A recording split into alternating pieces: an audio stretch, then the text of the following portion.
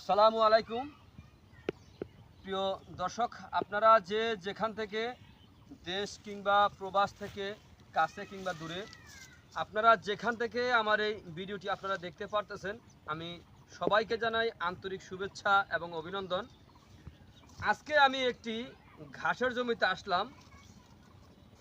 আমার কিছু ভাইরা আছে, নতুন অথবা পুরাতন যে খামারি ভাইরা আছেন, আমি আপনাদের উদ্দেশ্যে একটি ঘাসের জমিতে আসলাম আপনাদের দেখানোর জন্য।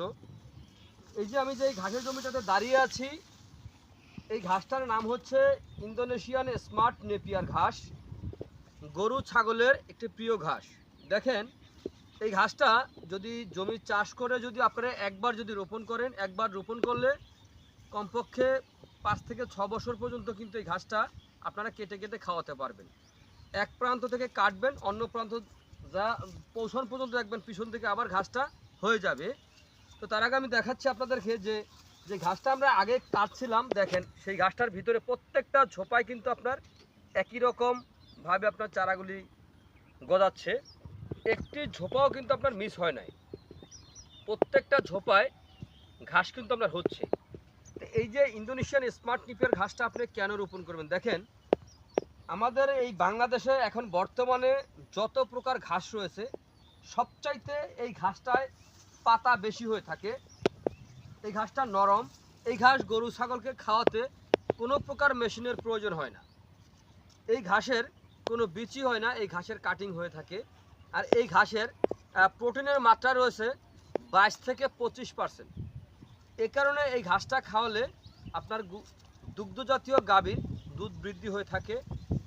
তারপরে হচ্ছে আপনার ষাঁড় গরুরও মাংস বৃদ্ধি হয়ে থাকে এই ঘাসের মাধ্যমে। এটা হচ্ছে কাঁচা ঘাস।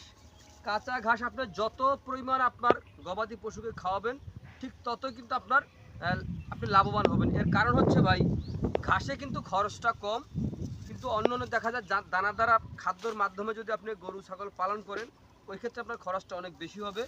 তো আমি এখান থেকে যে এতটুকু একটি কাটিং যদি আপনি রোপণ করেন, তাহলে প্রত্যেকটা ঝোপায় কিন্তু এরকম একটি ঝোপ হবে।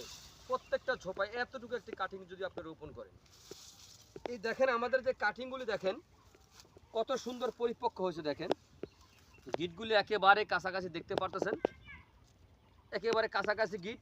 এই যে শিকড় কিন্তু চলে এসেছে, দেখেন এই তো বৃষ্টি আসলো কেবল, দেখেন শিকড়ও কিন্তু চলে আসছে। তো এই যে এখানে দেখেন কত সুন্দর ঘাস দেখা যাচ্ছে। তো যদি আপনারা এই ইন্দোনেশিয়ান স্মার্ট নেপিয়ার ঘাসের যদি কাটিং আপনারা সংগ্রহ করতে চান, তাহলে আমার স্ক্রিনে দেওয়া নাম্বারে যোগাযোগ করবেন। তো সকলে ভালো থাকবেন, সুস্থ থাকবেন, আল্লাহ হাফিজ।